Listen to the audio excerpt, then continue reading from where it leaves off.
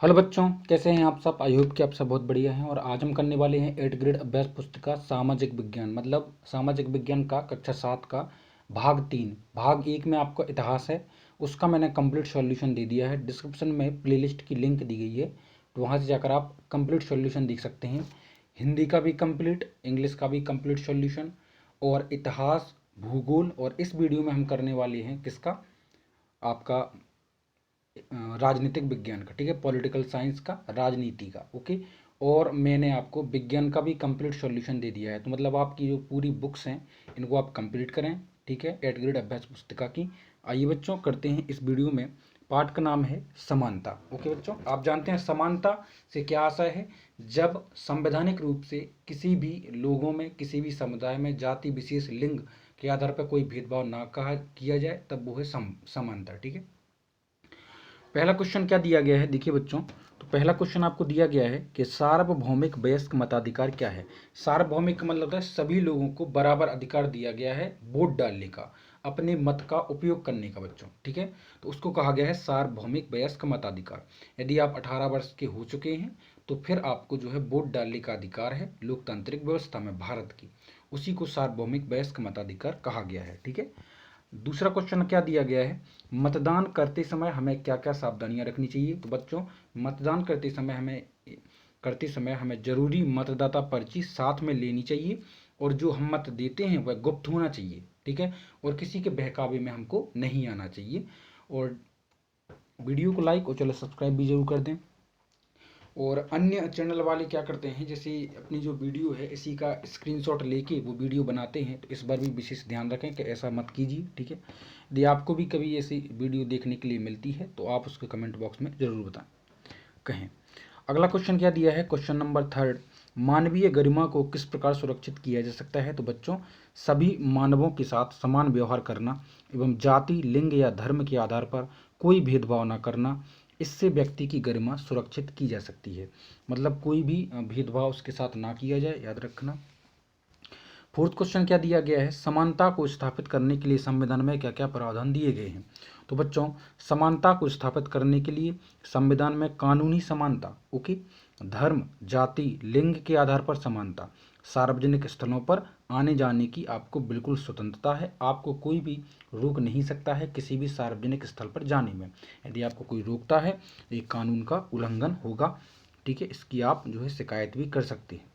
Next question दिया गया है, क्वेश्चन नंबर 5वां, समानता के आधार पर यानी समानता के अधिकार को सरकार द्वारा किस प्रकार लागू किया गया है। देखो, समानता के अधिकार को सरकार द्वारा दो तरह से लागू किया गया है। पहला, कानून के द्वारा, दूसरा, सरकारी योजनाओं को समाज तक पहुंचाना।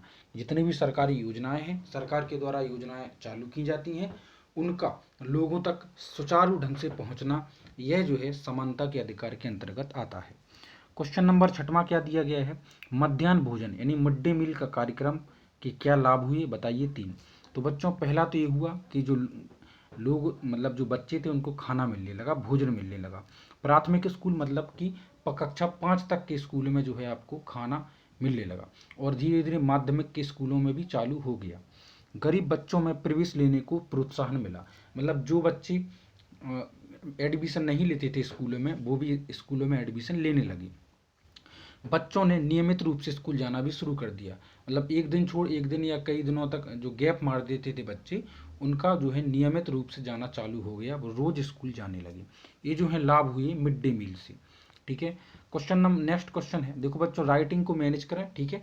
प्रजातंत्रीय समाज में समानता स्थापित करने में क्या क्या कठिनाई आ रही है। तो देखो बच्चों, लोग यह जानते हुए भी कि भेदभाव कानून के विरुद्ध है, फिर भी वे जाति, धर्म, लिंग और गरीबी के आधार पर भेदभाव करते हैं।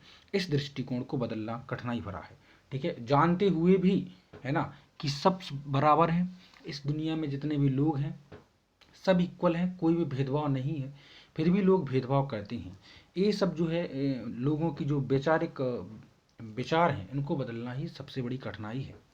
अमेरिकी अफ्रीकन जो होते हैं, अफ्रीकी अमेरिकन को नागरिक जो हैं उनके अधिकार आंदोलन क्यों चलाना पड़ा। तो देखो बच्चों, अफ्रीकी अमेरिकनों के साथ रंग-भेद की नीति के साथ दुर्व्यवहार किया जाता था, मतलब उनका गोरा या काला होना, इस तरह से काले लोगों के साथ जो है दुर्व्यवहार किया जाता था।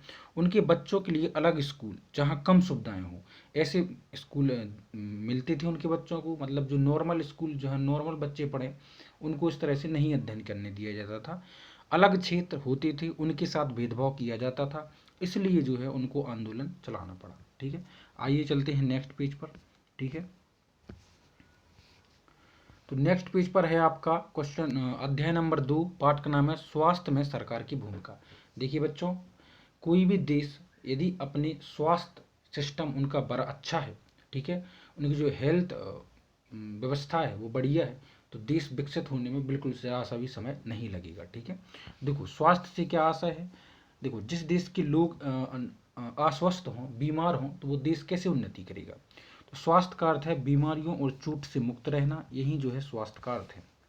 बीमारियों से बचाव के लिए हमें किस तरह की सुविधाओं की आवश्यकता होती है, तो बच्चों बीमारियों से जो बचाव है उसके लिए हमें स्वास्थ्य केंद्र, अस्पताल, एम्बुलेंस, इन जैसी स्वास्थ्य सुविधाओं की जो है आवश्यकता होती है। प्राथमिक स्वास्थ्य केंद्र किसे कहा जाता है, तो बच्चों ग्रामीण स्तर पर स्वास्थ्य केंद्र जहां एक नर्स एवं ग्राम स्वास्थ्य सेवक डॉक्टर की देखरेख में कार्य करता है, वो जो होता है क्या, प्राथमिक स्वास्थ्य केंद्र। ओके, अगला है निजी एवं सार्वजनिक स्वास्थ्य केंद्र क्या है, तो देखो बच्चों सार्वजनिक स्वास्थ्य केंद्र एक्चुअली में क्या होते हैं, सरकार के द्वारा खोले गए और निजी व्यक्तिगत अस्पताल वगैरह। ठीक है, इनसे आप समझ सकते हैं। तो सार्वजनिक स्वास्थ्य केंद्र सेवाओं का उद्देश्य निःशुल्क उपचार करना एवं सरकार की सहायता से चलते हैं, और निजी सेवाओं में निःशुल्क इलाज नहीं होता, उनका स्वामित्व भी व्यक्तिगत होता है, यानी कोई व्यक्ति जो है उसका खुद का निजी अस्पताल होता है। अगला क्वेश्चन है आपका प्रश्न नंबर 5वां, पानी और साफ सफाई की गुणवत्ता को सुधार पर किन किन बीमारियों से बचा जा सकता है, तो टीबी यानी ट्यूबरक्लोसिस मतलब क्षय रोग, इसमें शरीर का क्षय होता है, मलेरिया, पीलिया, दस्त, हैजा और चिकनगुनिया, इस तरह की जो बीमारियां हैं वो जो है हमको बचाती हैं यदि हम पानी वगैरह का साफ सफाई का ख्याल रखें। अगला क्वेश्चन है हमें सरकार को कर क्यों देना चाहिए, कर मतलब होता है बच्चों टैक्स। तो सरकार को हमें टैक्स देखो इसलिए देना चाहिए क्योंकि जो हम टैक्स देते हैं उससे सरकार जो है व्यक्तियों के लाभ पर ही खर्च करती है, नई नई योजनाओं को चालू करती है जिससे लोगों को जो है प्रॉफिट हो, ठीक है, लाभ हो देश के, और देश उन्नति करे। तो हम जो कर देते हैं उसका उपयोग विभिन्न प्रकार की सार्वजनिक सुविधाओं में होता है जिससे सभी को फायदा होता है। हमारे देश में क्या सबके लिए पर्याप्त स्वास्थ्य सेवाएं उपलब्ध हैं, तो बच्चों हमारे देश में सबके लिए पर्याप्त स्वास्थ्य सेवाएं उपलब्ध नहीं है। ठीक है, जैसा आप कोरोना काल में भी देखा है आपने, कई लोगों को भी बेड या वेंटिलेटर या अन्य तरह की सुविधाओं नहीं मिल पाई। ठीक है बच्चों, तो अभी तो नहीं है फिलहाल क्योंकि जनसंख्या बहुत ज़्यादा है देश की। भारतीय आयुर्विज्ञान परिषद का जो है नैतिक संहिता संदेश क्या है, तो देखो उनका संदेश है जहाँ तक संभव हो प्रत्येक चिकित्सक मतलब डॉक्टर को औषधों यानी औषधियों लिखा है तो मैनेज करें, औषधियों लिख लें कि जेनेरिक नाम ही उपचार पर्ची में लिखनी चाहिए और सुनिश्चित करना चाहिए कि यह युक्ति युक्त हो। ठीक है, अगला है कोस्टारिका के मध्य अमेरिका का सबसे स्वस्थ देश क्यों माना जाता है।